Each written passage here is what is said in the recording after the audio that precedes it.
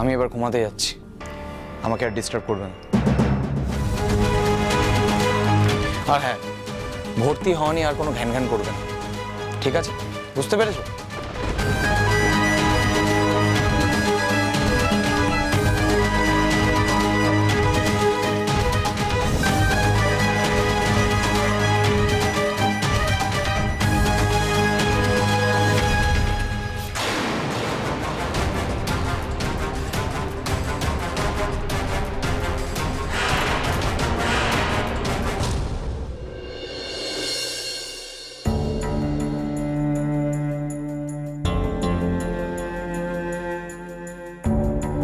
বড় বৌদি, কি ব্যাপার এরকম আর্জেন্টলি বাইরে মিট করতে বললে? আর এই জায়গাটা সেফ তো? আর কেন জানি মনে হচ্ছে যে কেউ দেখে ফেলতে পারে। না না, কোনো টেনশন নেই, এটা বেপারা তো, কেউ দেখবে না। বড় বৌদি, কি হয়েছে বলো তো? এত টেনসড কেন তুমি? মানে কোনো সমস্যা হওয়ার তো কথা নয়।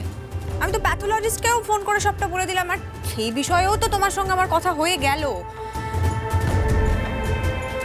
হ্যাং অন, বাড়িতে ওষুধ খাওয়ানো নিয়ে কোনো সমস্যা হয়েছে নাকি? কিন্তু সেটাও তো হওয়ার কোনো কথা না। তাহলে কেসটা কি বড় বৌদি? কেউ কি তোমাকে বলেছে যে আমাকে এখানে ডেকে পাঠাতে? তুমি ঠিক বলেছো।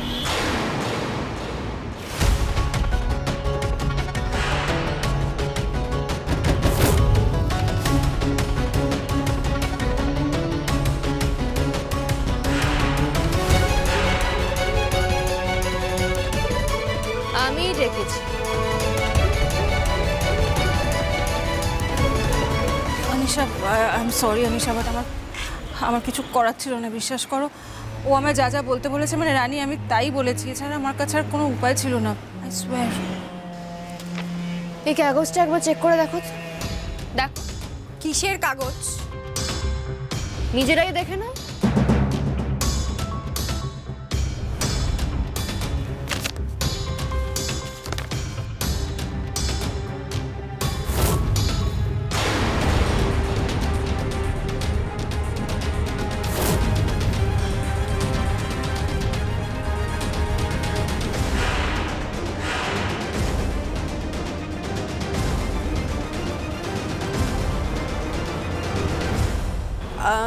এটা একটা প্যাথোলজিক্যাল রিপোর্ট, কিন্তু এতে তো কোনো অথরাইজড সিগনেচার দেখতে পাচ্ছি না আমি। সো ওটাও হয়ে যাবে চাইলে। আমি যদি এখন একটা পুলিশকে ফোন করি, তাহলে সব কাজ একদম স্মুথলি হয়ে যাবে। ডক্টর সামন্তের হাতে হাতকড়াও পড়ে যাবে, আর ওর ল্যাবটাও বন্ধ হয়ে যাবে।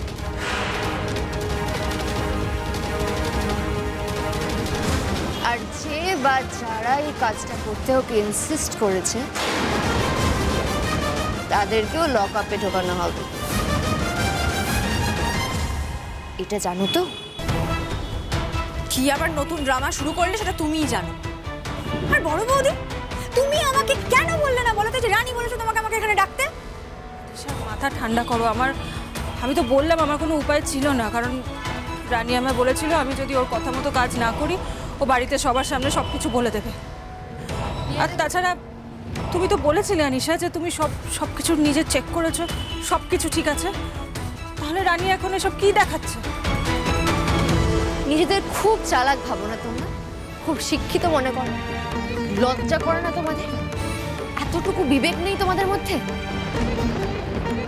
নিজেদেরকে মানুষ বলার যোগ্য নয় তোমরা। রানী, গলা নামিয়ে কথা বলো। অন্যায় করে জোর গলায় কথা বলছো, লজ্জা করছে না? ঠিক। আচ্ছা, দিনের শেষে তোমরা আয়নার সামনে দাঁড়াতে পারো? কোনো অসুবিধা হয় না? দামি জামা, দামি জুতো, কস্টলি মেকআপ, দামি গাড়ি, এইসব ব্যবহার করলেই মানুষ হওয়া যায় না। একজন প্রেগনেন্ট মেয়েকে ভুল ভাল ওষুধ খাইয়ে তাকে অসুস্থ করে দিতে পারলে তোমরা? এতটা নিকৃষ্ট কাজ করতে পারলে? আচ্ছা নিশাদি, এই কাগজটা যদি এখন আমি সবাইকে দেখাই, বেশি কাউকে না, শুধুমাত্র ডক্টর দুর্জয় সেনগুপ্তকে দেখালেই কাজটা হয়ে যায়, সেটা জানো তো? সারা রাত নাইট ডিউটি করে এসে এখন একটু ঘুমোচ্ছে, আর যদি ঘুম থেকে তুলে ওকে বলি এই রিপোর্টটা একটু দেখো, আমাকে ভুল ভাল ওষুধ খাইয়ে অসুস্থ করে দেওয়ার চেষ্টা করেছো তোমরা দুজন। কি করতে চেয়েছিলে তোমরা? আমার বাচ্চাটাকে নষ্ট করে দিতে চাইছিলে?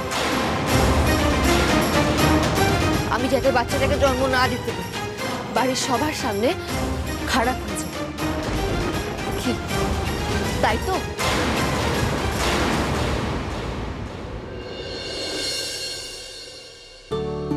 বড় বৌমা, হ্যাঁ বাবা। এই পুতুলটাকে চিনতে পারছো?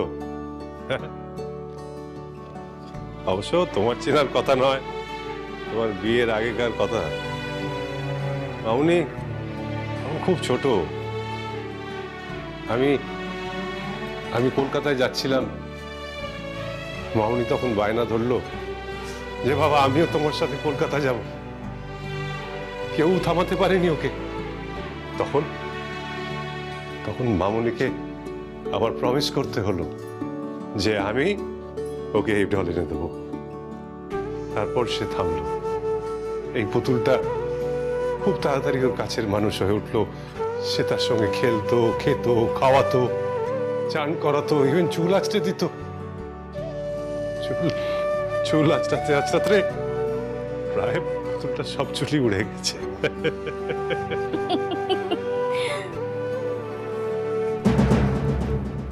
বাবা, আপনি সিদ্ধান্তটা কিন্তু খুব ভালো নিয়েছেন। রানীর যা কিছু প্রিয়, এখন তো সবকিছু ওর কাছেই থাকা ভালো। এখন থেকে তো শ্বশুর বাড়িটাই ও নিজের বাড়ি, তাই না বাবা? হ্যাঁ, তাই তো বললাম। আমি তাহলে বাবা ওর যা কিছু জামা কাপড় আছে সব গুছিয়ে দিই, নিয়ে যাবেন? হ্যাঁ দাও। নাও। বাবা, বলছিলাম যে তুমি নিজে যাবে, আরেকবার একটু ভেবে দেখলে হতো না? না মানে এমনটা তো হতেই পারে যে তুমি ভেবে গেলে এক, হলো আর এক। আচ্ছা বাদ দাও না এসব, এই খেলনাবাটি যা এনেছো আর ওই গিফট তুমি যা আনবে বলেছিলে সব একবারে কুরিয়ার করে দাও। আচ্ছা সৈকত, তোমাকে যে জিনিসগুলো আনতে বলেছিলাম সেগুলো এনেছো তো? হ্যাঁ সেসব এনেছি, কিন্তু বাবা এত তাড়াতাড়ি এই সব কিছু এনে কি দরকার সেটা তো আমি বুঝতে পারছি না। বাচ্চা হতে তো এখন অনেক দেরি আছে, তাই না? বাবা আসলে এতটা খুশি হয়েছেন না যে এখনই সবকিছু আনিয়ে নিচ্ছেন ঠাকুরপো। আর তাছাড়া দেখো, সময় যেতে আর কতক্ষণ, 9 মাস দেখতে দেখতে কেটে যাবে। ঠিক আছে, ওই খেলনাগুলোকে সব গাড়িতে তুলে দাও। আমি সৎ বলে ভগবান আমার সহায় আছে, আমার কিচ্ছু হয়নি। উল্টে আমি তোমাদের সব প্রকৃতির কথাগুলো জেনে গেলাম। আচ্ছা, তুমি কি ভাবো নিজেকে অনিশাদি পাওয়ার আছে বলে যা খুশি তাই করতে পারবে? পাওয়ার কি তোমার একার আছে? বাড়ির মধ্যে পিঙ্কি বৌদির মতো একজন বোকা ওভার স্মার্ট মানুষকে দিয়ে তুমি কাজগুলো করাতে পারবে?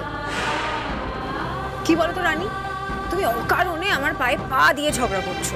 ও রিয়েলি? আমি পায়ে পা দিয়ে ঝগড়া করছি? বারবার তোমাদের বলেছি সাবধান, আমার পেছনে লেগো না। যাতে এই মানুষটাকে বাড়ির সবাই ঘৃণা না করে, আমি তাই জন্য বাড়ির কাউকে কিচ্ছু বলি। তুমি তো দুর্জয়ের এক্স গার্লফ্রেন্ড, তোমার ওপর ওর রেসপেক্ট যাতে চলে না যায় তাই জন্য আমি দুর্জয়কেও এখনো কিছু বলিনি। নাহলে এতদিনে তোমার আমাদের বাড়িতে আসা বন্ধ হয়ে যেত অনিশাদি। আর দুর্জয় ঠিক তোমার সঙ্গে কি ব্যবহার করতো সেটা বোধহয় তোমার অজানা নয়। আর পিঙ্কি বৌদি, আমি এই মুহূর্তে বাড়ির সামনে তোমার অবস্থা খারাপ করে দিতে পারি।